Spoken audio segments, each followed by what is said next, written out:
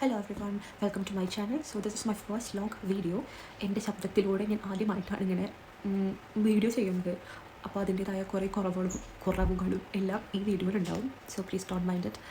അപ്പോൾ എനിക്കിപ്പോൾ ഇൻസ്റ്റാഗ്രാം ഞാൻ കുറച്ച് 2-3 മാസം ഞാൻ ഇൻസ്റ്റാഗ്രാം തുടങ്ങി. അപ്പോൾ ഞാൻ ഇൻസ്റ്റാഗ്രാമിൽ കുറച്ച് ഇങ്ങനെ ഈ ഇവിടുത്തെ ഹൗസ് ബിൽഡിങ്ങിനെയും ഇവിടുത്തെ ഫെസ്റ്റിനെയും കുറച്ച് വീഡിയോ റീൽസ് ഇട്ടിട്ടുണ്ടായിരുന്നു. അപ്പോൾ എനിക്കതിൽ ഒരുപാട് മെസ്സേജ് വന്നു. ഞാനിവിടെ എന്താ ചെയ്യുന്നത്, എങ്ങനെയാണ് ജർമ്മനിയിൽ വന്നത്, അങ്ങനെ ഒരുപാട് മെസ്സേജ് എനിക്ക് വന്നിട്ടുണ്ട്. അപ്പോൾ എനിക്ക് ആർക്കും റിപ്ലൈ കൊടുക്കാനൊന്നും പറ്റിയില്ല. അപ്പോൾ ഞാൻ കരുതി, അപ്പോൾ എനിക്ക് ഒരു യൂട്യൂബ് ചാനലുണ്ട്. അപ്പോൾ ഞാൻ വിചാരിച്ചു വൈ നോട്ട് എനിക്കൊരു ഇതുപോലൊരു വീഡിയോ ചെയ്തിട്ട് എല്ലാ കാര്യങ്ങളും ഇതിൽ ഇൻക്ലൂഡഡ് ചെയ്യാമെന്ന് വിചാരിച്ചു. സോ ഞാൻ കൂടുതൽ ഡിലേ ആക്കുന്നില്ല. സോ വീഡിയോയിലേക്ക് കടക്കാം. So first of all my name is Gauri. എനിക്ക് 21 വയസ്സാണ്. ഞാൻ നമ്മുടെ നാട്ടിൽ തൃശ്ശൂർ ജില്ലയിൽ നിന്നാണ് എത്തുന്നത്.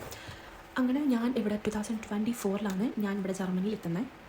സോ 2004 ഞാൻ ഇവിടെ ഔപ്പയർ ആയിട്ടാണ് വന്നത്. സോ 1 ഇയർ ഞാൻ ഔപ്പയർ ആയിരുന്നു. പിന്നെ ലാസ്റ്റ് ഇയർ 2025 ഞാൻ FSA ചെയ്തു. ഇപ്പോഴും കറൻ്റ് ഞാൻ FSA തന്നെയാണ് ചെയ്യുന്നത്.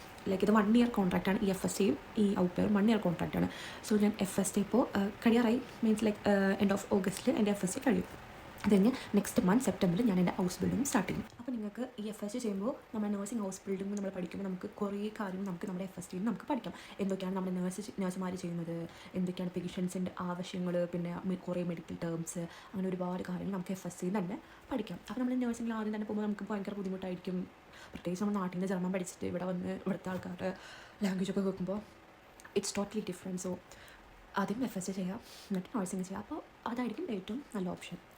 സോ ഇനി എന്താ പറയണതെന്ന് എനിക്കറിയില്ല.